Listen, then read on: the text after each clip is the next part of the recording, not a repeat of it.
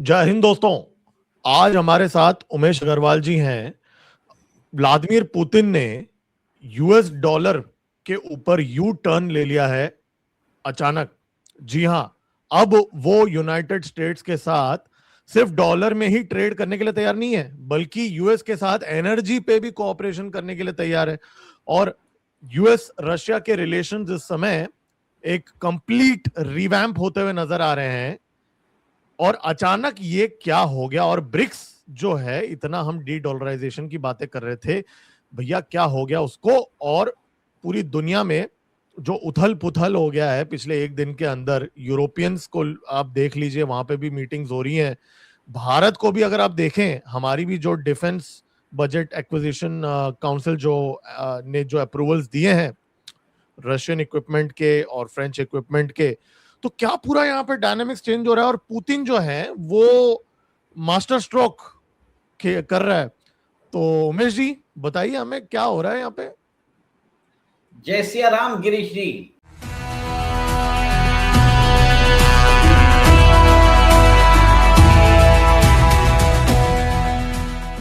गिरीश जी, मैंने बहुत दिन पहले ही बोल दिया था कि रशिया, इंडिया और अमेरिका के बीच में एक ट्राइलैटरल पार्टनरशिप हो सकती है। रशिया और अमेरिका जो है वो आर्टिक का कोस्टलाइन है वो शेयर करते हैं। दोनों ही आर्टिक के नेशंस हैं। और रशिया के पास जो आर्टिक का कोस्टलाइन है 70% रशिया के हाथ में है, 30% अमेरिका और नॉर्डिक कंट्रीज के हाथ में है। आर्टिक जो है पहले 8 से 9 महीने जो है बर्फ में कवर रहता था, जिसके कारण नॉन नेविगेशनल होता था। अब रशिया का सबसे बड़ा प्रॉब्लम क्या है, वो एक सुपर पावर तो है, पर वो ब्लू वाटर जो नेवी है उसके पास वो कोस्टलाइन नहीं है। इसके लिए रशिया के पास नॉर्दर्न में आर्टिक की है उसके पास। अब रशिया ने उसका इलाज भी ढूंढ लिया है। उन्होंने nuclear powered ice breakers develop कर लिए हैं, जिसके कारण वो आइस को ब्रेक कर लेते हैं इवन विंटर्स के अंदर, जिससे जो नॉर्दर्न ईस्टर्न सी रूट है वो नेविगेशनल हो जाता है। आर्टिक के अंदर बताया जाता है $50 ट्रिलियन का नेचुरल रिसोर्सेस है। सोचिए, $50 ट्रिलियन। गिरीश जी, कोई मजाक नहीं है वो। $50 ट्रिलियन एस्टिमेटेड है।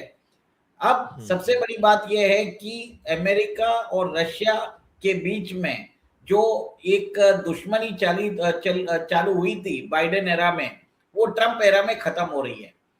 एक मैं लोगों को कॉन्टेक्स्ट दे देता हूं। अमेरिका में जब भी डेमोक्रेट्स रहते हैं तो रशिया जो है अमेरिका का प्रिंसिपल एडवर्सरी हो जाता है, और जब रिपब्लिकन्स आते हैं चाइना प्रिंसिपल एडवर्सरी बन जाता है।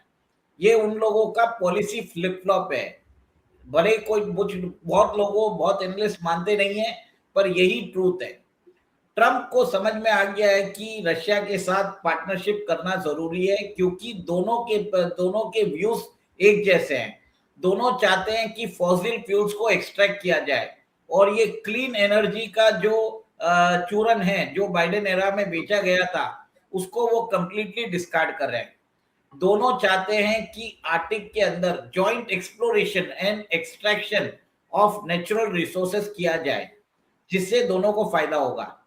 सबसे बड़ी बात है, ये फ्रेमवर्क बनेगा कैसे? क्यों रशिया जो है डॉलर बेस्ड सेटलमेंट में आना चाहेगा? कारण क्या है? देखिए, रशिया के $300 बिलियन जो फॉरेन एक्सचेंज रिजर्व्स है वो वेस्ट ने कन्फिस्केट कर लिए हैं। स्विफ्ट सिस्टम से उसको हटा दिया गया है, जिसके कारण वो ट्रेड कर नहीं पा रहा है। अब सबसे बड़ी बात है कि एक तरह से अमेरिका ने खुद पेट्रो डॉलर अरेंजमेंट है उसके अंदर खुद की कब्र खोद दी थी बाइडेन ने, क्योंकि रशिया को उन्होंने सैंक्शन किया। उसके बाद रशिया ने क्या किया, ऑल्टरनेटिव मेथड्स ऑफ पेमेंट्स जो है उसके डेवलपमेंट में वो काम करने लग गया। जैसे petro rupee, petro ruble, petro yuan, petro dirham, सब जगह से एनर्जी जो पहले पूरा पेट्रो डॉलर में होता था, अब ये मल्टीपल करेंसीज में चालू हो चुका, क्योंकि भारत और रशिया जो है बायलैटरल ट्रेड अपना लोकल करेंसी में चालू कर चुके थे। वर्ल्ड के अंदर फर्स्ट टाइम पेट्रो डॉलर का जो एनर्जी कंपोनेंट के अंदर पेट्रो डॉलर ट्रेड जो 100% होता था, वो 80% गिर गया था।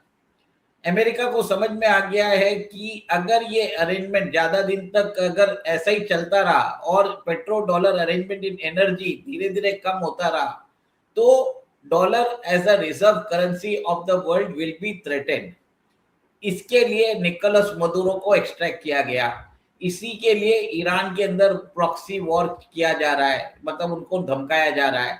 अब एक और एक चीज है, ये एक मास्टर स्ट्रोक है। अगर पुतिन मान जाते हैं कि वो डॉलर बेस्ड सेटलमेंट सिस्टम में आना चाहते हैं और अपना पूरा एनर्जी ट्रेड है वो डॉलर में करेंगे, तो ये इसका जो फ्रेमवर्क होगा, फर्स्ट होगा कि यूक्रेन वॉर जो है उसको, उसकी समाप्ति या पीस डील या पीस नेगोशिएशंस की बात मेरे ख्याल से चालू हो चुकी है।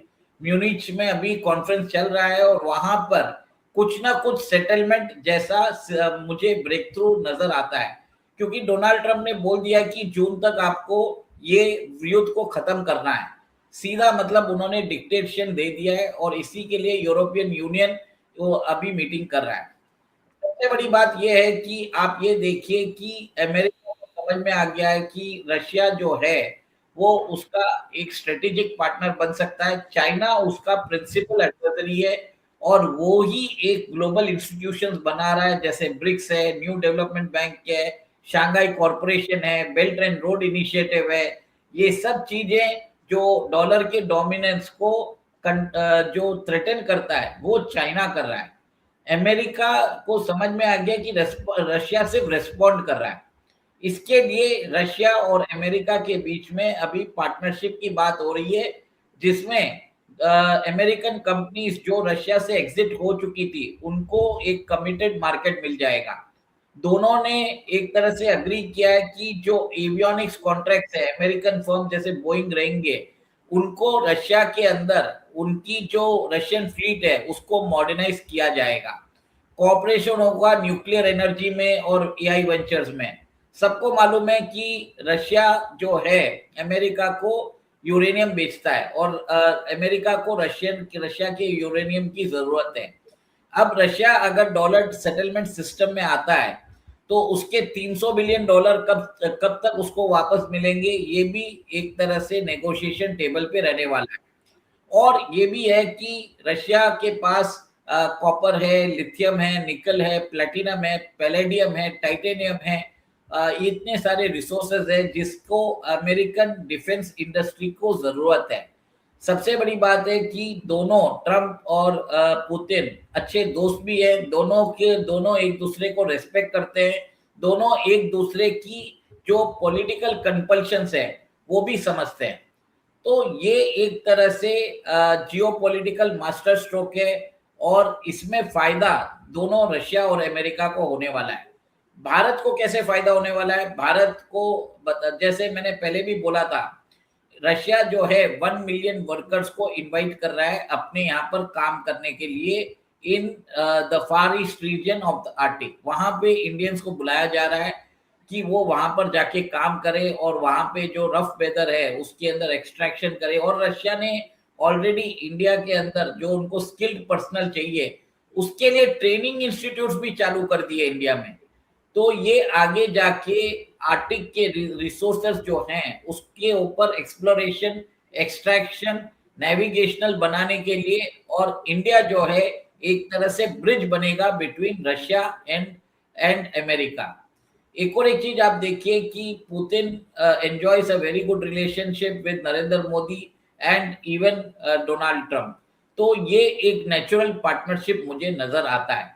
इसमें सबसे बड़ा जो नुकसान होने वाला है वो होने वाला है चाइना का, क्योंकि चाइना सेंट्रिक जितनी भी ऑर्गेनाइजेशंस है जो डी डॉलराइजेशन को पुश कर रही थी और युआनाइजेशन को बढ़ा रही थी, उनको एक बहुत बड़ा तकलीफ आने वाला है। सबसे बड़ी बात मैंने हमेशा यही बोला है कि de dollarisation is pushing yuanization in disguise. अब रशिया को जरूरत ही नहीं है, उसको स्विफ्ट नेटवर्क में आ जाएगा, वो अपना एनर्जी ट्रेड डॉलर में करेगा, भारत भी डॉलर में कर लेगा, क्योंकि रशिया के पास अक्यूमुलेटेड रुपीज है। उसको समझ में नहीं आ रहा वो रुपीज यूज कहां करे। सबसे बड़ा सर प्रॉब्लम एक पॉइंट इधर बोलना चाहता हूं मैं। रशिया ने अभी यूक्रेन के 25% लैंड पे भी कब्जा कर लिया, जो उनका 80% रिसोर्सेस था यूक्रेन का है, उस पे कब्जा कर लिया। रेयर अर्थ मिनरल्स ले लिया, ऑयल ले लिया, यूक्रेन का पूरा ले लिया। ऊपर से अब रशिया का जो फॉरेक्स रिजर्व जो फ्रीज किया था, अब इसके बाद में अगर वो भी खुल गया, तो पुतिन के एंगल से आप देखिए कितना बड़ा ये अचीवमेंट है। उसको नए रिसोर्सेज भी मिल गए, पैसा भी मिल गया, यूएस के साथ बेटर रिलेशंस भी मिल गए। तो मतलब इन सब के बीच में यूरोपियंस को क्या मतलब अभी फील होता होगा सर? चाइना के बाद मैं यूरोप के ऊपर क्या ठीक इम्पैक्ट है। आएगा उसी के ऊपर आ रहा था। चाइना को जो ट्रेड सेटलमेंट युआन के अंदर हो रहा था, वो कंप्लीटली वो कहीं ना कहीं वापस डॉलर के अंदर परसेंटेज वाइज वो वापस शिफ्ट हो सकता है डॉलर के अंदर। भारत और रशिया का ट्रेड, जो एनर्जी ट्रेड अभी रुपीस में चल रहा है, रशिया बाद में डॉलर में कन्वर्ट कर लेगा। दोस्तों, अभी तक अगर आप ये वीडियो देख रहे हैं, इसका मतलब आपके टाइम का कुछ तो वैल्यू ऐड हो रहा है ना। अगर आप सब्सक्राइब का बटन अभी अगर आप दबा देंगे, तो आगे जाके आप मिस नहीं करोगे जो बहुत सारे गेस्ट्स और बहुत सारे डिस्कशंस मैं करने वाला हूं इस चैनल पे।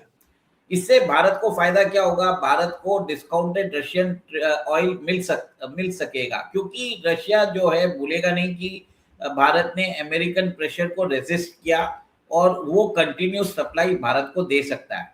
और भारत ये जो ऑयल है प्रोसेस करके यूरोपियन यूनियन को बेच सकेगा। और एक चीज है, भारत अगर S-400, S-500, सुकोई 57, S-70 weapon systems लेता है, तो अमेरिका जो कैटसा सैंक्शन लगाने की बात करता है वो करेगा नहीं। ये बहुत बड़ा एक तरह से भारत के ऊपर भारत का एडवांटेज हो चुका है। वो अमेरिका के साथ अपने रिश्ते बेहतर कर सकता है in the field of avionics, फिर बाद में न्यूक्लियर एनर्जी, स्पेस रिसर्च, वो जितनी भी सेमीकंडक्टर्स, इन सब में अमेरिका के साथ अपने रिलेशंस इंप्रूव कर सकता है। अपनी स्ट्रेटेजिक डिफेंस के लिए और एनर्जी सिक्योरिटी के लिए रशिया के साथ अपनी पार्टनरशिप बरकरार रख सकता है। इंडिया को बहुत हद तक ये फायदा होगा, इसके ऊपर कोई भी प्रेशर्स नहीं रहेगा इंडिया पे। सर, इंडियन गवर्नमेंट एक क्वेश्चन था इसी पॉइंट पे, आप सॉरी मैं इंटरप्ट नहीं करना चाह रहा हूँ। जो आप बोल रहे हैं कि भारत को बेनिफिट होगा जैसे कैट्सा सैंक्शन नहीं लगेगा, तो आपको क्या लगता है कि ये जो रशियन ऑयल को लेके जो इतना बखेड़ा क्रिएट किया गया था, अब उस पे भी और ज्यादा लीवे मिलेगा अगर ये पार्टनरशिप हो जाएगा, कि आपको लगता है कि वो ट्रम्प अभी भी वो कार्ड खेलेगा? एक बार दोस्ती होने के बाद मेरे ख्याल से रशियन ऑयल का कोई औचित्य नहीं रह जाएगा, क्योंकि अगर भारत और रशिया दोनों ट्रेड सेटलमेंट ऑफ ऑयल अगर डॉलर में मान जाते हैं और उसके बाद रशिया अगर डिस्काउंट भी दे और भारत को भी फायदा हो और रशिया को भी फायदा हो, क्योंकि रशिया के पास डॉलर आ जाएगा। रशिया के पास आज अक्यूमुलेटेड रुपीज है उनके स्पेशल रुपी वॉस्ट्रो अकाउंट में, जो वो यूज नहीं कर पा रहे हैं। उसके बाद अगर डॉलर आ जाता है तो it is a win win partnership for Russia, it is a win win partnership for India, it is a win win partnership for America also. और अगर उस समय रशिया हमको डिस्काउंटेड क्रूड ऑयल हमको देता भी है और हम इसको प्रोसेस करके यूरोप को बेच सकते हैं, तो एक तरह से आप सोचिए अनहिंडर्ड ट्रेड होने वाला है। आपका जो इंश्योरेंस प्रीमियम रिस्क होता है, शिपिंग रूट्स होता है, वो सब खुल जाता है, आपके ट्रांसपोर्ट और लॉजिस्टिक्स कॉस्ट कम हो जाते हैं। सेकेंड, आप ये भी देखिए कि भारत को अभी जो रशियन क्रूड है उसकी डिस्काउंट मात्रा कम हो चुका है, $3 से $4 ही मिल रहा है। रशिया यूक्रेन वॉर जब चालू हुआ था ये $18 से $20 तक पहुंच चुका था। तो ये भी एक तरह से सोचने वाली बात है कि अब रशिया को समझ में आ गया है कि हमें डॉलर बेस्ड सेटलमेंट सिस्टम में जाने में फायदा है और भारत को इससे डिफॉल्ट बेनिफिशियरी बनने वाला है। एक और एक चीज देखिए कि मैं अब यूरोपियन यूनियन पे आ जाता हूँ। जैसे आपने बताया था, जो ईस्टर्न पार्ट ऑफ यूक्रेन जैसे ज़ैपोरोजिया, डोनेस्क, लुहांस्क, खेरसोन और क्रिमिया, उसके ऊपर रशिया का कब्जा हो चुका है।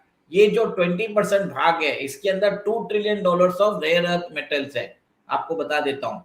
और 80% जो यूक्रेन का इंडस्ट्रियल बेल्ट है, ये पूरा रशिया के हाथ में आ गया है। सोचिए $50 ट्रिलियन का आर्टिक का रिसोर्सेस, $2 ट्रिलियन का ये रिसोर्सेस, प्लस उनके पास जो इंडस्ट्रियल बेल्ट है वो उनके हाथ में आ गया है। अमेरिका के पास 40% ऑफ जो यूक्रेन का एग्रीकल्चर लैंड है वो ब्लैक रॉक के हाथ में आ गया है। America control the food supply, Russia controls the rare earth mineral supply. तो ये दोनों ने यूक्रेन को, एक यूक्रेन का केक जो है दोनों ने आपस में एक तरह से बांट दिया है। यूरोपियंस जो है वो बेवकूफ बन चुके हैं because they funded this war. उन्होंने रशिया के खिलाफ फंडिंग किया यूक्रेन को, और उन्होंने अमेरिकन वेपन्स खरीद के यूक्रेन को दिया। इसमें नुकसान यूक्रेन का हुआ है, रशिया को तो फायदा ही हुआ है क्योंकि उनकी वॉर इकोनॉमी को बहुत फायदा हुआ है। आप ये भी देखिए। तो ये एक तरह से the European union will be is at a terrible loss. अब ऐसा है कि वॉर अगर खत्म हो जाता है, जो नॉर्थ स्ट्रीम गैस पाइपलाइन है जिसको ब्लो कर दिया था अमेरिका ने, उसको रिपेयर किया जा सकता है, और जो चीप रशियन गैस है, इकोनॉमिकल रशियन गैस है, वो यूरोप को वापस सप्लाई चालू की जा सकती है, जिसके कारण यूरोपियन इंडस्ट्रीज जो अभी रिसेशन में है वो कॉस्ट इफेक्टिव बन जाती है, एफिशिएंट बन जाती है। अगर यूरोपियन इंडस्ट्रीज को एनर्जी उनकी सही दाम पे मिल जाती है, गैस उनको सही दाम पे मिल जाती है, जो अभी 3x द प्राइस हो चुकी है, वो फिर वो कंपेटिटिव हो जाएगी और वो चाइना को भी एक तरह से कंपटीशन दे सकती है। ये एक तरह से मास्टर स्ट्रोक खेला है डोनाल्ड ट्रंप में, जिसमें चाइना को नुकसान पहुंचाया जा रहा है। सबसे बड़ा इसके अंदर अब मैं आता हूं कि बाकी कंट्रीज जैसे जापान है, और इन लोगों को भी फायदा होने वाला है क्योंकि जापान भी सकलेन ऑयल फील्ड से रशिया को वो अभी वहां से भी इंपोर्ट कर सकता है। तो इस पूरे जियोपॉलिटिकल चेस बोर्ड में the winner is India, the winner is Japan, the losers is Europe, the loser is China. ये मुझे समझ में आ रहा है। एक और एक चीज है, रीडॉलराइजेशन चालू हो जाएगा। एनर्जी ट्रेड जो है, जो युआन में दिरहम में रुपी में शिफ्ट हो रहा था, वो वापस डॉलर में चालू हो जाएगा। गिरीश जी, सबसे बड़ी बात यह है कि यूरोजोन खुद अभी अपना खुद का पेमेंट सोल्यूशन जो है, जैसे भारत ने रुपए और यूपीआई निकाला है, वैसे ही यूरोजोन अभी उन्होंने वीरो निकाल दिया है। वो समझ लीजिए यूरोजोन का डिजिटल वॉलेट, डिजिटल करेंसी जैसा सिस्टम है। हमारा जैसे यूपीआई है वैसा ही उन्होंने निकाल दिया है। वो लोग भी चाहते हैं कि उनका खुद का पेमेंट सिस्टम रहे, सॉवरेन पेमेंट सिस्टम रहे, और वो भी वहां पर वो अपना डी डॉलराइजेशन अटेम्प्ट कर रहे हैं, क्योंकि ग्रीनलैंड के ऊपर ऑलरेडी यूरोपियन यूनियन और अमेरिका के बीच में ट्रांस अटलांटिक राइवलरी चालू हो चुकी है। सबसे बड़ी बात वो है, ये भी देख लीजिए। अब ऐसा है कि ग्रीनलैंड के रिसोर्सेस अमेरिका के कंट्रोल में है, और आप ये भी देखेंगे कि नॉर्वे, डेनमार्क, स्वीडन, इनके भी जो कोस्टलाइन है वो भी अमेरिका के कंट्रोल में आ चुका है।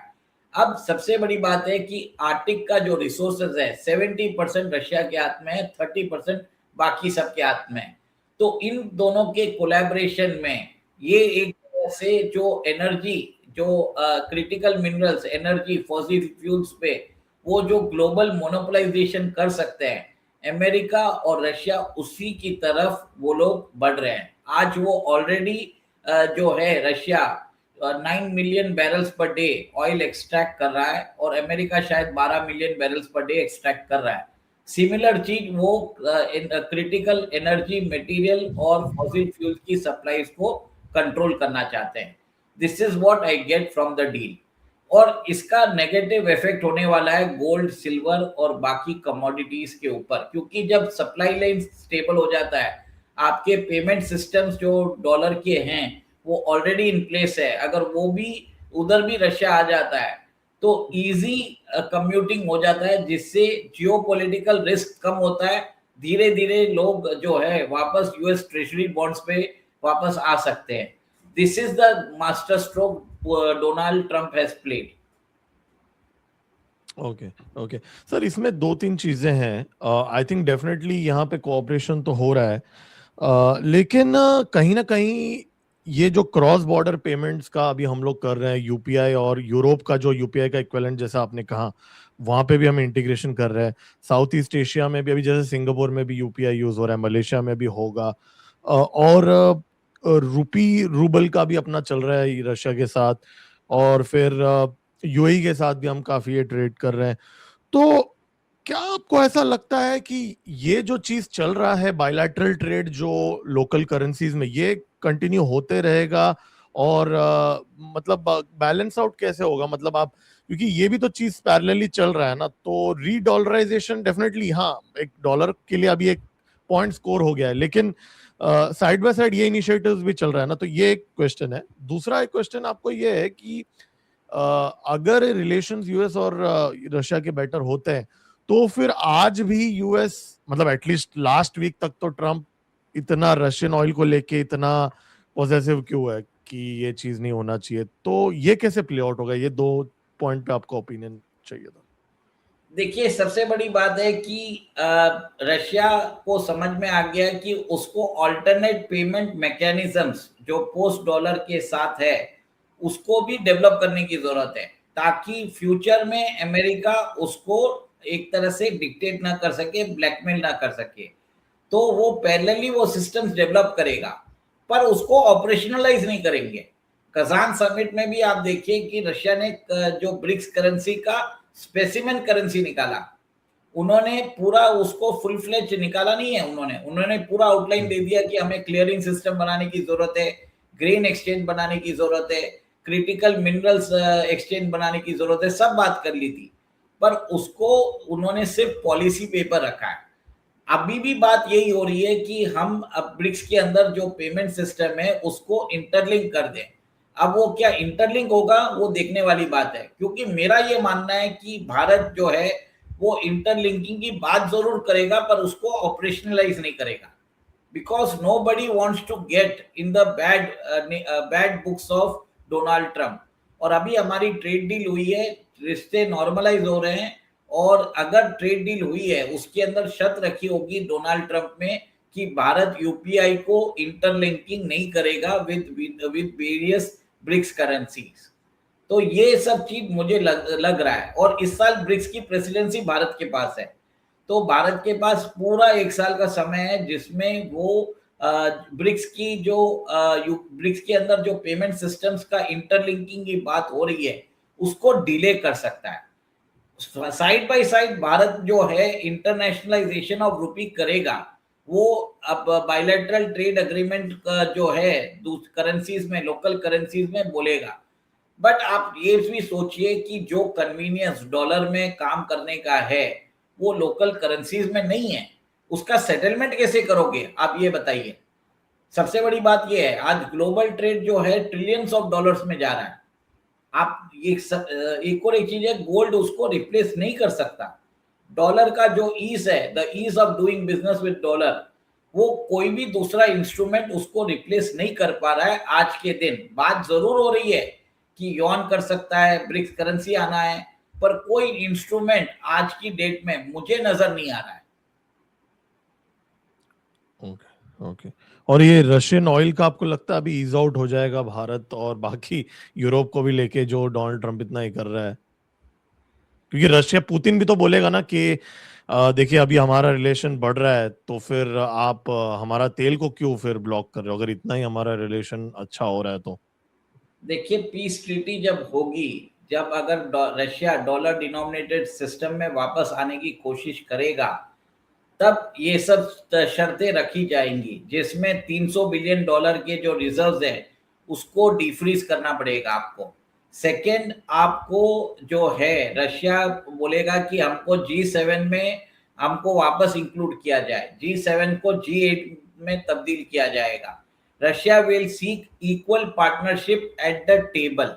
जो वेस्ट G7 कंट्रीज में रशिया को एक्सक्लूड किया जा रहा था, उसमें वो इक्वल पार्टनरशिप की बात करेगा। फिर तो अगर ये सब कंसेशन अगर पुतिन ले लेता है, तो रशियन ऑयल तो बहुत छोटी सी चीज है, मतलब कोई मुद्दा ही नहीं है मेरे ख्याल से। ये तो मतलब एक तरह बिना कैटसा, से सॉरी सॉरी सॉरी, आप कंटिन्यू कीजिए, सॉरी सॉरी। ये तो एक तरह से अमेरिका एक लेवरेज यूज कर रहा था अगेंस्ट रशिया, इश्यू को क्रिएट किया गया। इससे बहुत बड़ा बड़ा इश्यूज है रशिया के पास। तो इसका मतलब अभी हमें बिना कैटसा सैंक्शन के सुखोई 57 रशियन हथियार, रशियन ऑयल ये सारी चीजें होंगी। और बाकी हमारा जो रुपी पे हम अलग से ट्रेड करते रहेंगे भारत के एंगल से अगर देखा जाएगा तो। और कहीं ना कहीं ग्लोबली एक पीस दिख रहा है आते हुए, लेकिन ईरान वाला देखते हैं फ्लेयर अप होता है कि नहीं, पीस कितना देखिए, आता है तो। हाँ। एक एक और एक चीज नोट कर लीजिए, ईरान के अंदर रशिया ने बोल दिया कि वो ईरान की मदद नहीं करने वाला। इनफैक्ट जो रशियन साइंटिस्ट, जो आपके ही प्रोग्राम में मैंने वो अपडेट देखा था कि जब वो बुशर न्यूक्लियर प्लांट में थे, उनको वापस बुला लिया गया है। इवैक्यूएट तो किया, ये हाँ। सब चीज बताया जाता है कि रशिया जो है परफेक्टली अलाइन हो चुका है अमेरिका के साथ। और साथ आप देखिए जो स्पीड से जो सेटलमेंट्स हो रहे हैं, तो पर्दे के पीछे बहुत कुछ बातें हो रही है। भारत और अमेरिका के बीच में ट्रेड डील हो चुका, फिर बाद में रशिया बोलता है कि मैं डॉलर डिनोमिनेटेड सिस्टम में आना चाहता हूं, क्योंकि सबको बिजनेस करना है। Trump is a businessman, he knows to crack the deals. अभी आज ही उन्होंने ताइवान के साथ डील क्रैक की है, जिसमें उन्होंने टैरिफ 15% कर दिया है, और ताइवान को बोला है कि आप कम से कम मेरे ख्याल से $100 बिलियन की आपको अमेरिकन जो कंज्यूमेबल्स है आपको खरीदना पड़ेगा। तो ये सब चीज ट्रम्प जो है डील पर डील करते जा रहे हैं, भले ही यू लाइक इट और not. Trump is an excellent tough task master. और चलिए। हमें जैसे नजर आता है कि ट्रम्प को हम इनको गाली देते हैं, अमेरिका में आज भी ट्रम्प बहुत पॉपुलर लीडर है। वहां पर लोग एक तरह से खुश है उसके एडमिनिस्ट्रेशन में, कोई मुझे रेजेंटमेंट नजर नहीं आया। ये पॉपुलर मीडिया जो बताता है वो छोड़ दीजिए, मैंने बहुत लोगों से बात की है जो वहां पर रिजाइड करते हैं, they are happy with Trump.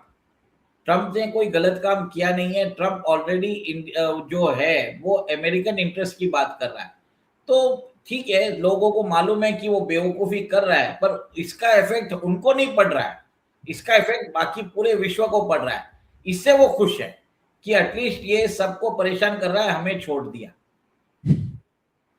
चलिए, बढ़िया है।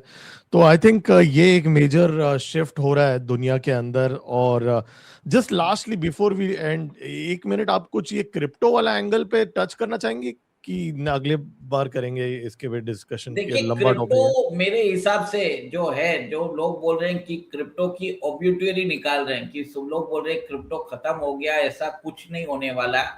और एक चीज नोट कर लीजिए, अगर डॉलर के अंदर रशिया अगर डॉलर के अंदर डॉलर डिनोमिनेटेड सिस्टम में आ रहा है, तो उसको क्रिप्टो की जरूरत ही क्या है?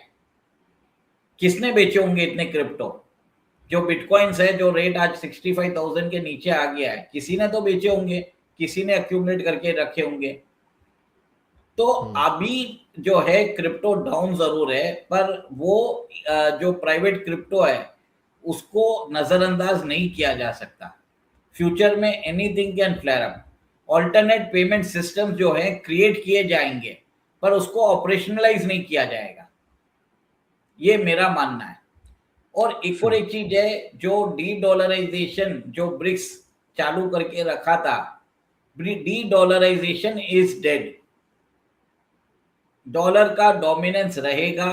अमेरिका के 800 मिलिट्री बेसेस हैं, बाकी कंट्रीज कितना भी चाहे सिस्टम बना ले, अमेरिका कुछ ना कुछ करके वो डॉलर का डोमिनेंस बचा के रखेगा। अगर निकोलस मदुरो को उन्हीं की कंट्री से किडनैप कर सकता है अमेरिका, और ईरान को ऊपर वॉर कर सकता है, करने वाला है, और रशिया के साथ डील क्रैक कर सकता है, तो समझ लीजिए it is a direct attack on China. China का जो हिजेमनी है उसको ब्रेक कर रहा है। और ऑलरेडी ट्रम्प ने बोल दिया वेनेजुएला को, आप डिस्काउंटेड क्रूड ऑयल, आपका क्रूड ऑयल आप चाइना और रशिया को नहीं बेच सकते। जो चाइना ने और रशिया ने उधर इन्वेस्टमेंट करके रखा था वेनेजुएला में, वो भूल जाओ। और पिछले कुछ दिन पहले उन्होंने एक रशियन टैंकर जो चाइना जा रहा था उसको उन्होंने कन्फिस्केट कर लिया। तो क्लियर कट बोल दिया है कि हमारे पास मिलिट्री है, हमारे पास 800 मिलिट्री बेसेस है, हमने उसको शो पीस के लिए नहीं रखा है। हम कोई सी भी शिप को ट्रैक कर सकते हैं, आपके मूवमेंट को ब्लॉक कर देंगे, आप नहीं मानोगे तो हम आपको बीच सीज के अंदर उस टैंकर को हमने कन्फिस्केट भी करके आपका ट्रेड रोक देंगे, आपकी शिपिंग रूट प्रीमियम्स बढ़ जाएंगे, आपके कॉस्ट ऑफ लॉजिस्टिक्स बढ़ जाएगा। ये अमेरिका की दादागिरी है और वो कर रहा है, उसको डॉलर का डोमिनेंस बचाना है। और इसमें मेरा ये मानना है कि जो डी डॉलराइजेशन जो ब्रिक्स ने चालू करके रखा है, और अगर ये एग्रीमेंट अभी अगर फॉरवर्ड लेके जाते हैं जिसमें विटकॉफ और डिरिल और डिमिट्रेव दोनों मिलके बात कर रहे हैं, तो कहीं ना कहीं फ्यूचर में we can see Russian American alliance might soon be a reality. Russia जो है बोर्ड ऑफ पीस ज्वाइन कर सकता है, और अगर G7 में उसको सीट नहीं मिलता है, G7 को G8 में नहीं मिलता है, तो रशिया, अमेरिका, इंडिया, इजराइल और कुछ कंट्रीज मिलके अपना अलग ही एक ग्रुप बना सकते हैं। तो ये एक rapidly multipolar evolving world order है जिसमें जिसमें रियल टारगेट चाइना है। चलिए, आई थिंक आज का चैप्टर तो क्लियर हो गया है कि भैया ये राउंड तो पुतिन भाई साहब जीतते हुए नजर आ रहे हैं यहाँ पे, और आगे अगला कॉन्फ्लिक्ट कहाँ स्टार्ट होगा ये तो हम इस पे बात करते ही रहेंगे। तो बहुत बहुत धन्यवाद उमेश जी, आज यहाँ पे हमारे एम जियोपॉलिटिक्स के कम्युनिटी से इंटरेक्ट करने के लिए। मिलते हैं वापस किसी दूसरे टॉपिक पे चर्चा करेंगे। जय सिया राम। जय श्री राम।